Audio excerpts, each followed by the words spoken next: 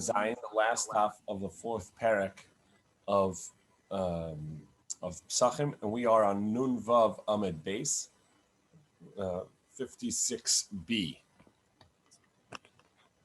The Mishnah had listed various things that the Anshe Yericho, the people of the city of Yericho, Jericho, had done, some of which the Chachamim told them they need to stop, and some of which that they, even though that they did not agree with, nevertheless did not tell them to stop. One of the things was that they would break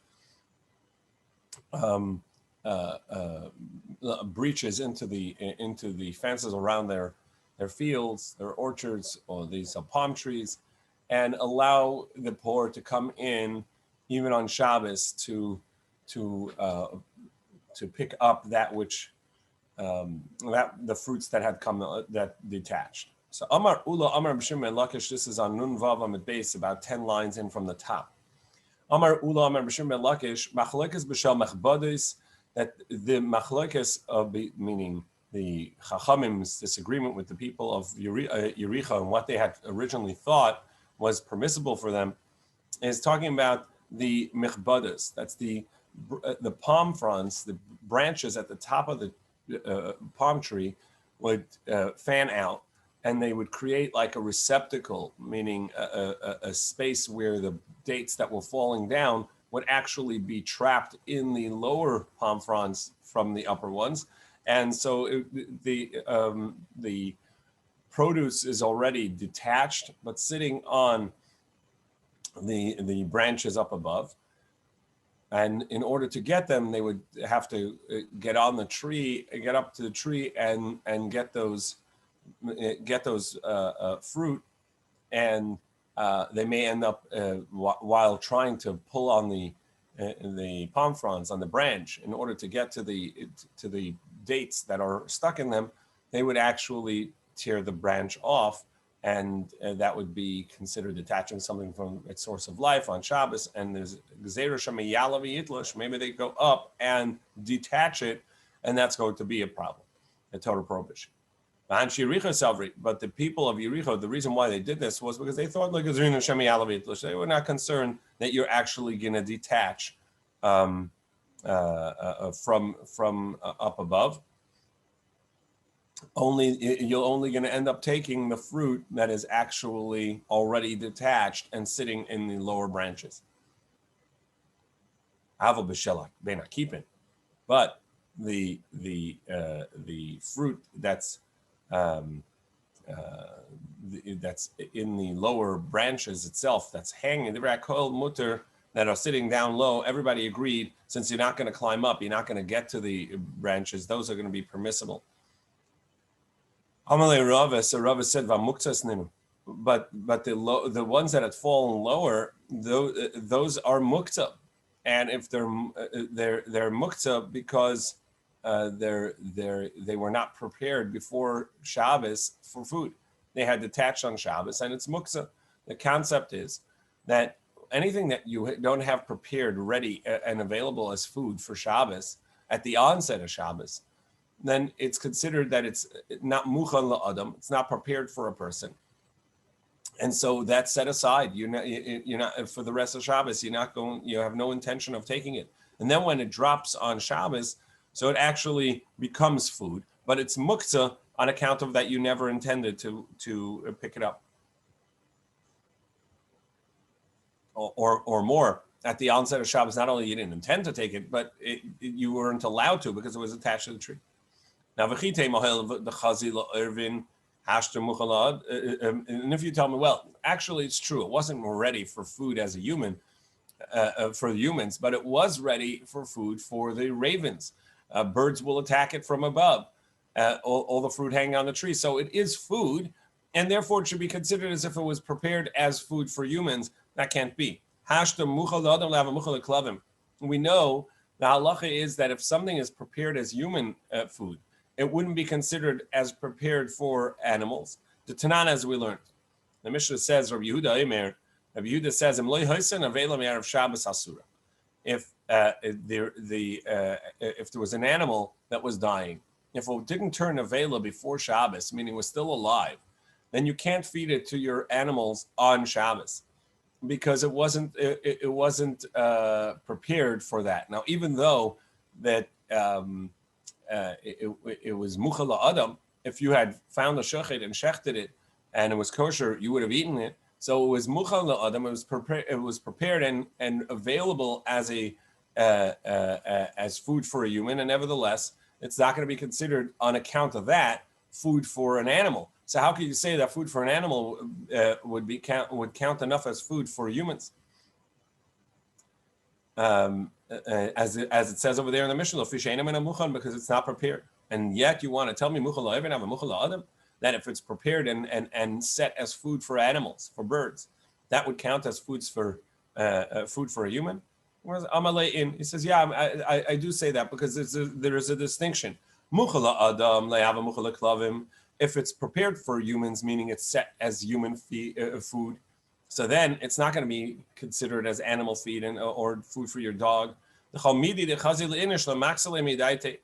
Because anything that is usable for a human, he doesn't set aside and say, "Oh, I'm not going to use that. It's muktzah for Shabbos." No, since it's usable for the human, his mind and intention is on it, so that he would have it for himself at some point. And so he doesn't set it aside. However, muchan lo ervin, that which is ready for the ravens, it's not what I planted that tree there for. It's not what I want the dates for the ravens. Clearly, if I have it, if it's food for the ravens, what I'd rather have it is that I get to it first myself and have it as food for humans.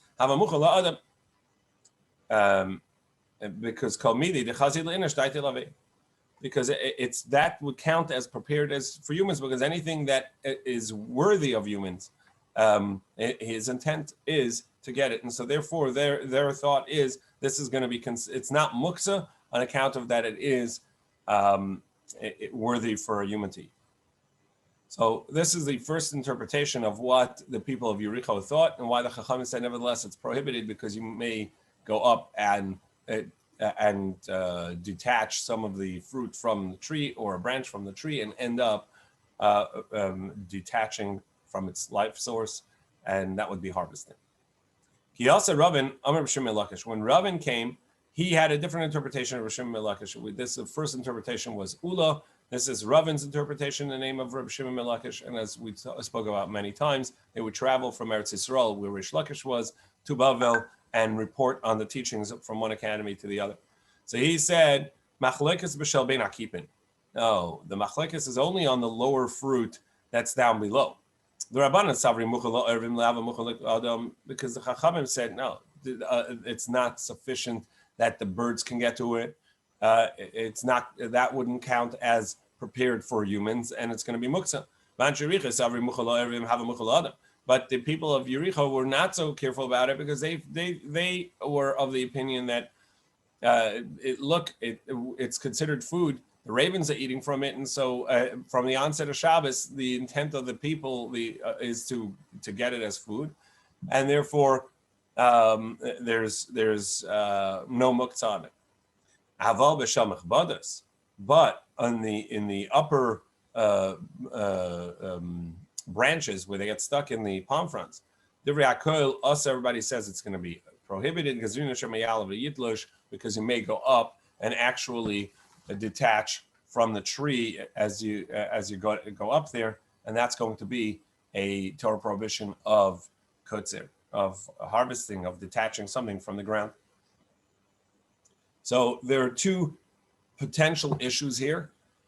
One is actually climbing the tree to get to the fruit, which is going to be a prohibition of maybe you're going to detach from the tree. And therefore you can't even take fruit that are already detached and sitting on another branch. And another problem of whether it's muksa. So Ula said the problem was, the machlokes was, or the disagreement between the people of Yericho and the Chachamim, was about the produce above, and the concern of climbing the tree in order to get to the produce and then end up detaching from the tree.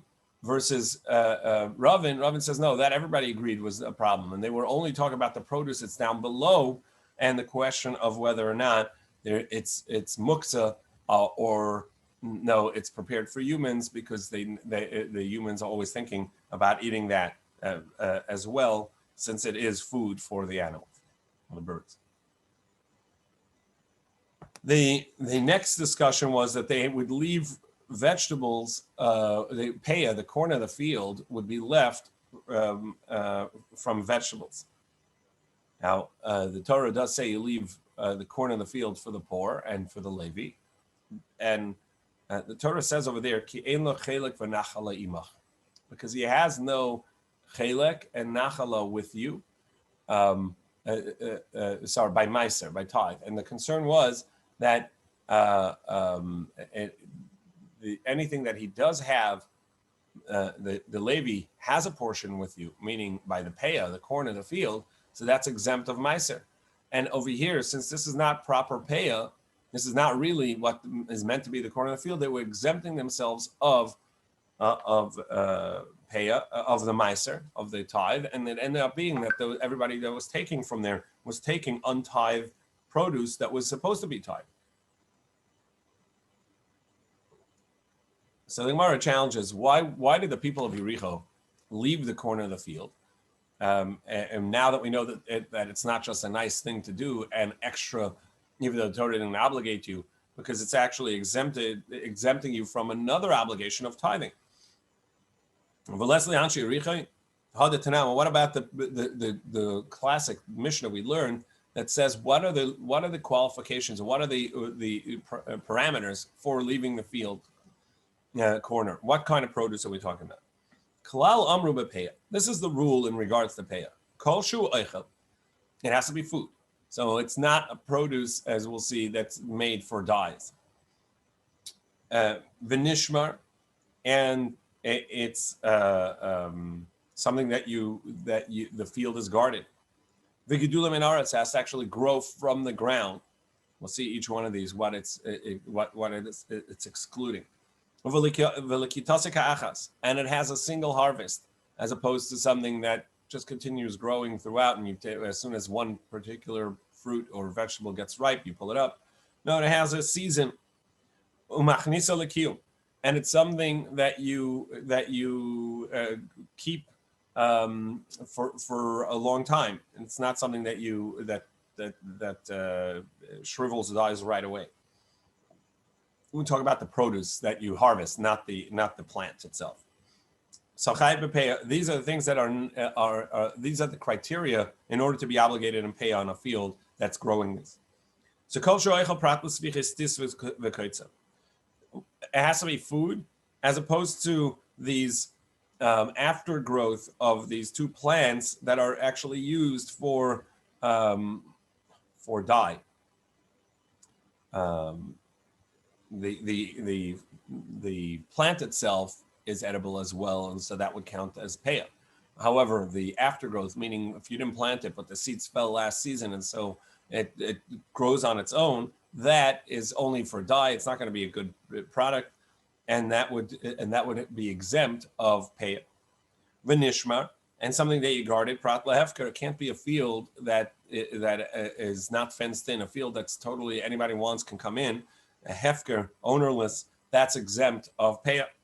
V'gedulim in aretz, and it has to be something that grows from the ground itself, prat l'kamein apitrios, and that would exempt mushrooms, which grows from the moisture and it's above the ground, doesn't have roots in the ground, as it were. V'lekitasika achas, and it has a single harvest, prat l'te'enim, as opposed to figs, which continue growing for a while, and they have different times that they're ready. Umachnisa l'kiyum, and it's something that you keep fresh for a while. You store the fruit. Prat l'yerek, which excludes vegetables which are not kept. And so vegetables are exempt. So why did the people of Yericho leave peah on their field? Amar v'Yehuda Marav hacha b'rashi liftus askinon. So we're talking about the heads of turnips. What exactly this is, difference of opinions. We're going to go with Rashi that says that it's the greens of the turnips. That's what they were talking about. And since you store the turnips, keep the turnips fresh, and the way they would do it is they would put it back into the ground and make an underground storage area, basically a hole in the ground with vegetables in it, and put some cover with some soil, and that would keep it fresh from the moisture underneath the ground. But the greens of the turnip, nobody would really keep the greens, but when it was still attached to the root, so then it would be kept for a while. So is that considered something that is stored for a while? Because the fruit, the vegetable itself, the root is stored, even though that the greens you wouldn't store alone, but together when it was still attached, you would. And so the question was, it's kept fresh, but through something else, through its root. The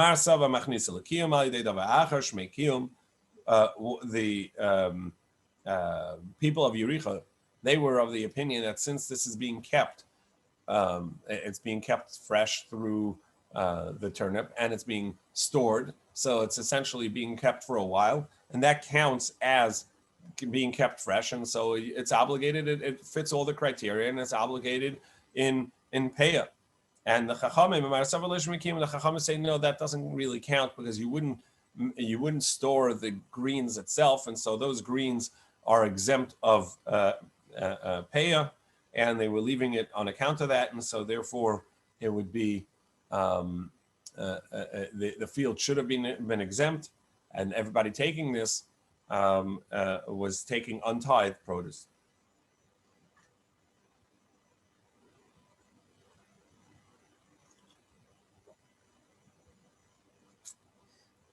So we're going to have a couple opinions as to what produce are we talking about that the people of Yericho didn't tithe because they left it as peah. So this applied. The people of Yericho were doing this for lefes, which, let's say, is turnip, and kruv, which is Brussels sprouts. And Rabbi Yossi says afle kaflut. Also for kaflut. I'm not sure what that is. Could be that one of your translations says what it is. In any case, so Rabbi Yossi adds kaflut, also kaflut, and we think that it means that there were three: lefes, the turnip, which is said first, also kruv, and also kaflut. And we're going to have a contradiction. Rabbi, our translation says leeks. Kaflut, they say leeks? Yeah. Okay. Vatani idach, and we have another brisa that says, that the vegetables that they were leaving were peah of was turnip and kaflut, and Rabbi Shimon Omer, and to that Rabbi Shimon added af lekruv, also to Brussels sprouts. So we now have the first opinion that said, the one brisa that said it was lefes, including which we said is turnip, kruv, which we said is Brussels sprouts, and Rabbi Yossi added kaflut. And in the second brisa it says turnip and kaflut, and Rabbi Shimon added kruv, the Brussels sprouts. So it seems like there's three opinions. One opinion that says only lefes and kaflut, only the turnip and lefes and kruv, turnip and Brussels sprouts. To which Rabbi Yossi adds, no, that there were three, also kaflut. And then there's another opinion that says, oh, it was only turnip and kaflut, which he says is a leek. And to that, Rabbi Shimon says, no, there were af kruv, there were all three. So it turns out there's an opinion that Rabbi Yossi and Rabbi Shimon seem to agree that there were three. And then two opinions as to, and everybody agrees turnip is in the mix. But there is an opinion that says, well, only two, turnip and Brussels sprouts. And there's another that says turnip and leek and the kaflut. In any case, it seems like three opinions of which vegetables they were doing this for. Name it Tanayava. So let's say that this means that there were three different opinions as to what the people of Yericho were doing. The Gemara says, There's actually only two. V'tana kama de Rabbi Shimon, Hainu Rabbi Yossi, V'tana kama de Rabbi Yossi, Hainu Rabbi Shimon. And really, Rabbi Shimon and Rabbi Yossi are disagreeing. Even though it said also, each one said also kaflut or also kruv, they didn't mean also and make it three, or rather the other. It's replacing the second. Also, besides for the first, there was a third, meaning everybody agrees turnip was one of the things that they were leaving payah for. They left the corner of the field for turnip. What was the second fruit, or the second vegetable is the machlokas. The first brisa says the second was Brussels sprouts, kruv, and Rabbi Shimon, and to which Rabbi Yossi says no, it was lefes, and also the second was kaflut, and the next brisa has the opinions reversed. The first opinion says there were two. It was the turnip and the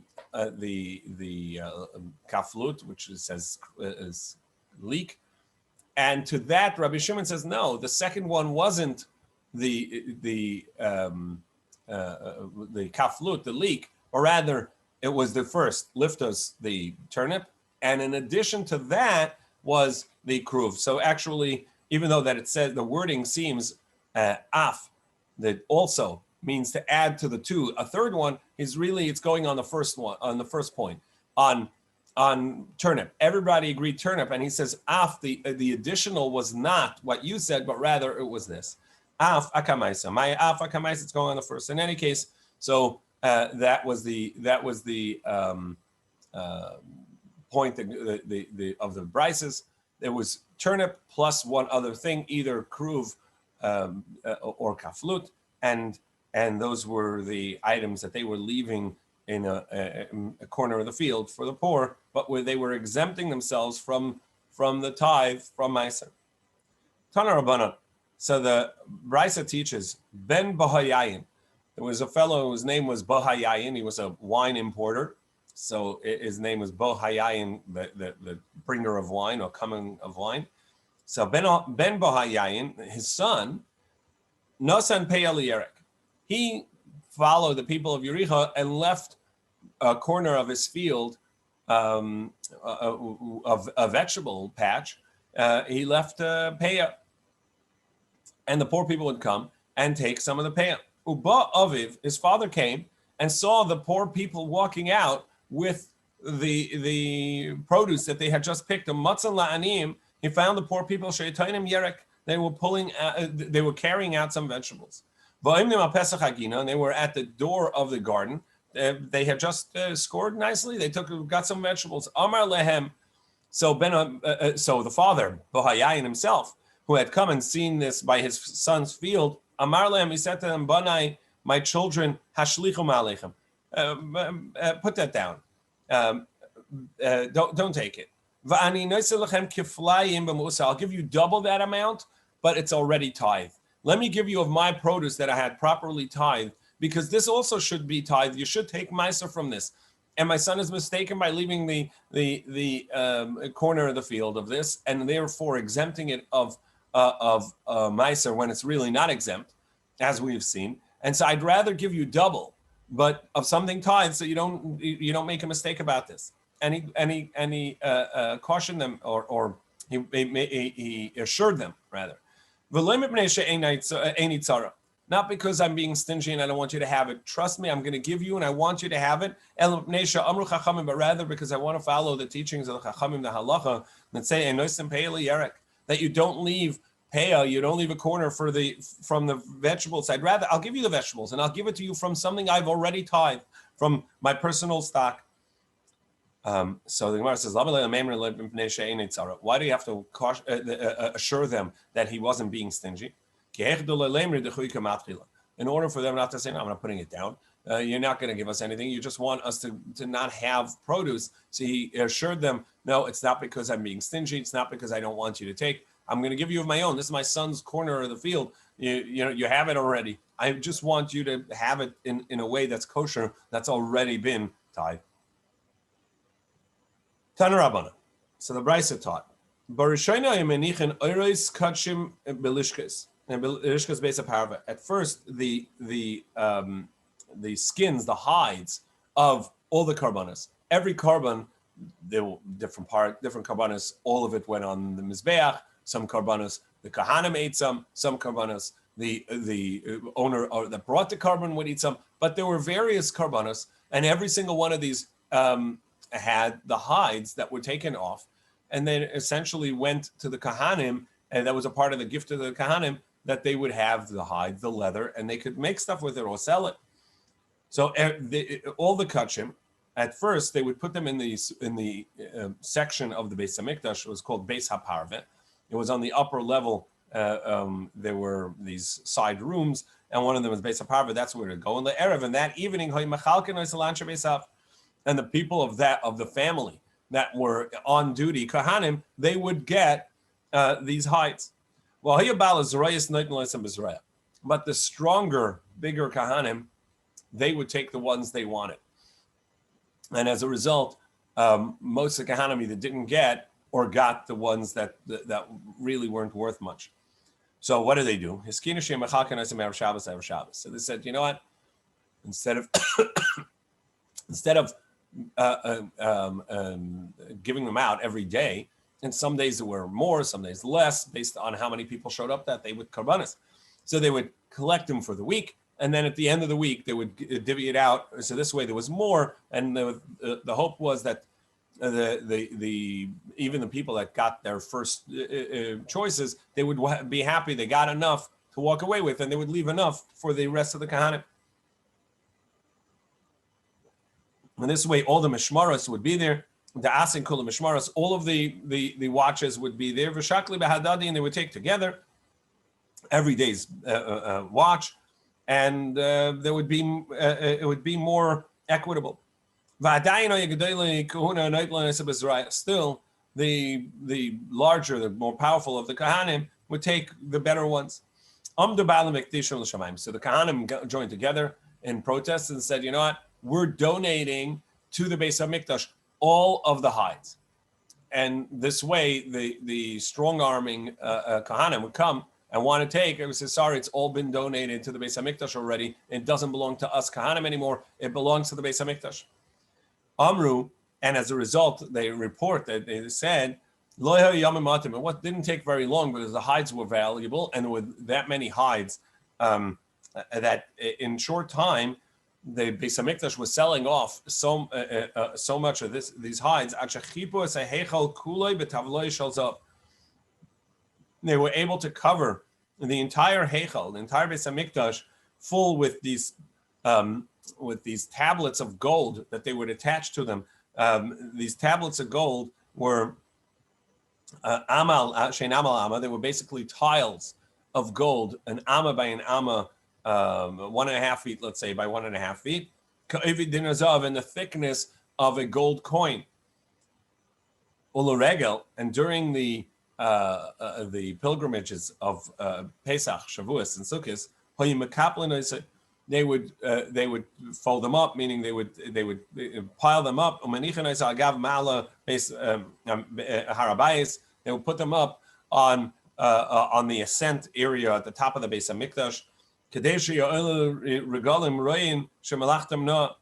So this way, the people that were coming up to Aliyah Regel would see the enormous amount of gold, and that the beauty of the Beis Hamikdash, and that their work, what they're contributing to, the aim behem dalam, and that there is no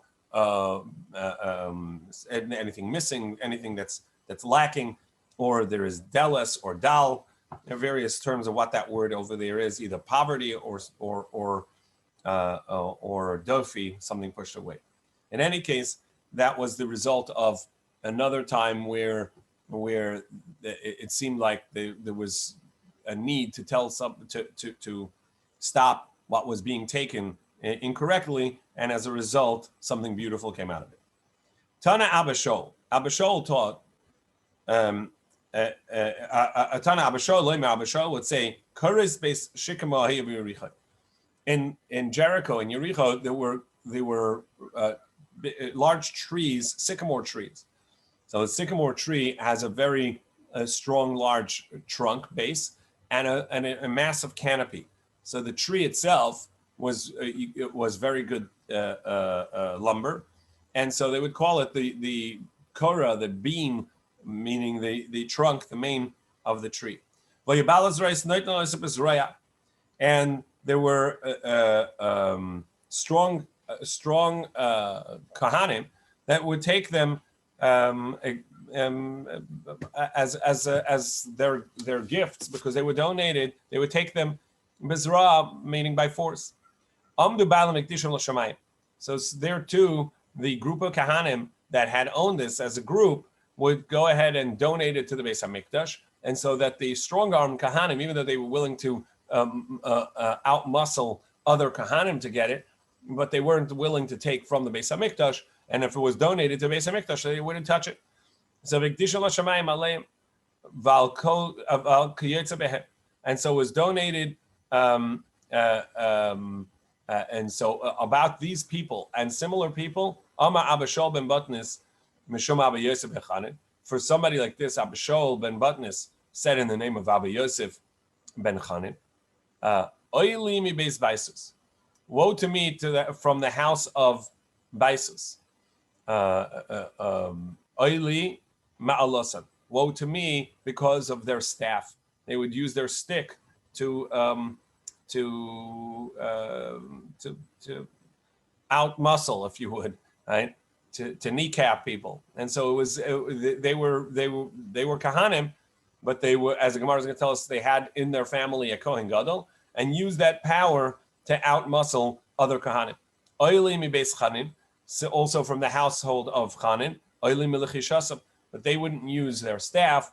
They would use their word. They would speak to people in power, and they would inform on other kahanim, and that's the way they would muscle their way through and get what they wanted. Oili mi beis Katrus, and Oili mi Kulmasem, and the house of Katrus, and there was a Kohen Gadol in that household, and they would use their power by writing reports about other kahanim to the Roman authorities. Oili mi beis Yishmael ben Piabi, and woe to me to the household from the household of Yishmael ben Piabi. And as the Gemara is going to tell us, actually, Yishmael ben Piabi was himself a worthy Kohen Gadol, a good person. The Gemara tells us other stories about him, that he did some great things, and that he was the last of the great Kohanim Gedolim. Oili me'agrofeim, but the household of his, they would use their muscle based on his position, but it was their knuckles that they used. Shehem Kohanim Gedolim. All of these lists, they would have Kohanim Gedolim. However, B'neihem, Gizbereim, V'chasneihem, Amar Kolin, their children were Gizberim. Their children ended up running the books, and their sons-in-law were the CEOs. Whatever they said, people had to do. And their servants acted as enforcers. There were four cries, as it were, that the courtyard of the Beis Hamikdash would cry out. Rishona, the first one, was in the times of Eli. Eli was one of the great Kohanim Gedolim. He was the shofet. He was the leader before we had kings. And he had two sons who abused their power as well. They would solicit rewards for what they were doing. The garbanas, they would force people to wait in line, and in order to move forward, they would have to pay their way forward to get expedited. So the Beis Hamikdash would cry out, "Se'u mikam b'nei Eli, shetimu heichal Hashem." Leave from here, go out of here, the children of Eli, because you have defiled the heichal Hashem, the house of Hashem. Another cry would cry out, "Tzei mikan yisaschar ish kfar barkai." Leave from here, yisaschar, the the man of the city of Barkai. What was the issue with him? That he honors himself, and disgraces the holy what was dedicated to the Beis Hamikdash. How did he do so? He would use silk gloves around his hands, and that's the way he did the avodah, honoring himself, but disgracing the service itself. Furthermore, the Azara, the courtyard, would call out, lift up your gates, gates, lift up your heads. Let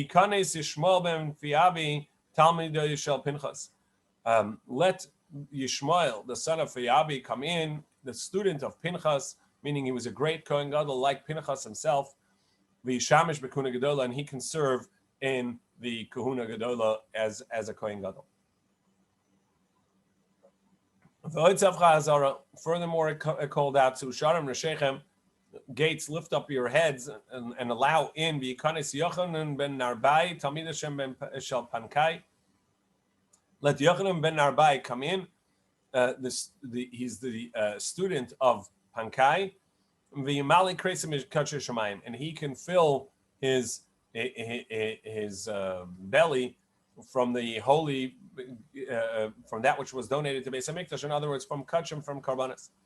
Amru alav al Yochanan ben Narbai. It was said about Yochanan ben Narbai that he took care of so many people. His whole household was able to. He would feed so many people. He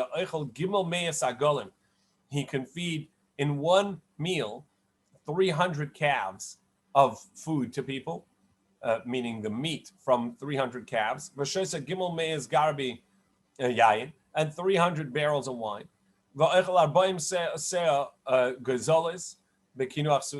And he would eat 40 sa, the size of a mikvah, of young birds, just as the appetizer, just as the hors d'oeuvres for a meal.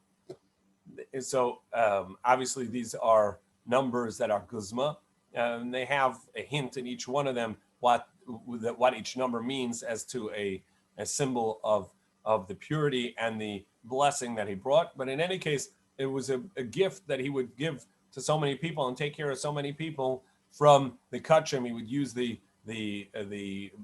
gifts to the Beis Hamikdash, the meals that would come out of the karbanos to take care of so many people. Amru, and it was said, Kol Yamashal Yochanan ben Narbai, in all the days that Yochanan ben Narbai was the Kohen Gadol, Lo nimtza nosa b'mikdash. There was never leftovers in the Beis Hamikdash because he was feeding so many people and taking care of so many that all the meat was actually eaten. What was the end result of this Yisachar, the man of the village Barkai, who would wear silk gloves when he was doing the work in the Beis Hamikdash? Amri, Malko Makasa, Haviyasvi, the king and queen. I assume that means the Roman, but could be it was the Hasmonean line, whoever it was at that point, Herod or whoever. They were sitting. So Malka Amar Gadia, and they were arguing about the taste. So the king said, the Gadia, that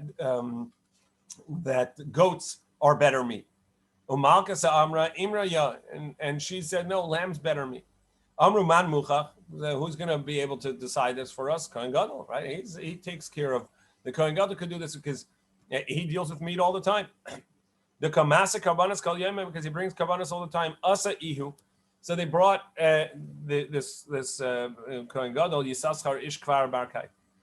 So he came, and achve biyadei, but he was dismissive with his hand. He said, if goat was good, igadya ya, and now we go to the top of Nun Zayin at base, we turn the page to 57b, and he said, if goats was so good, then yasikla to me that would be the daily carbon. So since the daily carbon, the morning, the first carbon of the day, and the Talmud, the last carbon of the day, besides for on Erev Pesach, as we're about to see when we start the next section, the Talmud would come from goats, and since it comes from sheep, it's proof that sheep are better. All right, Amar Malka. So the king was upset about his dismissiveness with his hand about the king's opinion that goats are good, and the way he said, that's not good. Since he did not show respect to the king, so his hand that was dismissive, we're going to cut off his right hand. Obviously a brutal punishment. So Yav Shechad, but he gave he was right-handed. So he didn't want to lose his right hand, so he gave a bribe to the executioner, or whatever you would call the person who has a job of severing hands, and he gave him money. He said, "Why don't you take my left hand instead?" So they did. They took off his left hand instead of his right. Shama Malka, but then the king found out that he had bribed them, and he said, well, now he's going to lose his right hand too. And he lost his right hand as well. Amar Rabbi Yosef said, even though this is really a tragedy for Yisachar Kfar Barkai, but this clearly is about a punishment for what he did with his hands, and it's better that he got his punishment in this world than the world to come. Brich Rachmana, blessed is the compassionate one, the Shaklei Lisas Chabesh Kfar Bakai Lemitrafos Seminei Bahai Alma, that he got punished in this world and not the others, and actually that it would show to other Kahanim the result of this pampering yourself at the Beis Hamikdash with the silk gloves. Amar Ravashi said, Yisaschar ish Kfar Bakai Leitana Masnitin. He clearly didn't know the Mishnah, because if he had known the Mishnah, he would have had a different response to the king. The Tanan, as we learn, Rabbi Shimon says, Kvasim kadmin le'izim b'chol makom. Lambs are always first to the goats in every place. And perhaps you think it's because obviously they're better. No, that's not the reason. If he brings a lamb of his carbon malamed shashneim shakulim, since it says that if he were to bring of the lamb, meaning it doesn't have to be the lamb, not that the lamb is better, but if he brings a lamb, that's the carbon. Malamed shashneim shakulim ke'achad, to tell you that they're really equal. And Ravina said even more. Ravina ma'afilu mikra nami le'kara. He also didn't know a basic pasuk, the Sifra, it says, im keves, it says if he's going to bring a lamb. And then it says, shortly after that, im a's, if he brings a goat. Why does it say if he brings a lamb, if he brings a goat? To tell you that really it can be either one and that they are equal. Iboy keves licing, iboy a's licing. If he wants, he can bring a lamb. If he wants, he can bring a goat, and they're equal. And if he had said this, he would appease the kings. He would have remembered these psukim and would have learned properly. He would have known to be able to tell them this is good and this is good, and actually they're equal in the eyes of the Torah. And he would have spared himself the issues, but he didn't know the Mishnah, didn't know the verse, and as a result of his pampering himself in the Beis Hamikdash on account of the carbon, he ended up with this tragic end. With this, we complete the first section of Pesachim, which deals with the chametz and the matzah, and the chametz and preparing the home. The next 4 parakim are going to be 5 parakim are going to be dealing with the korban, Pesach itself, and some of the process and the laws of how to bring the korban and when it's brought. And then we're going to get to the last parak, the 10th parak, which deals with the sort of the night of the Seder itself and the halachas of the Seder. So with this, we complete the 4th parak, Makom Shanagu, Hadran Allah Makom Shanagu, Eslikala Pesach Rishon. With this, we complete the first section of Pesachim, and we should come back to you, chapter in the parak Makom Shanagu, Be'ezras Hashem Yisbarach.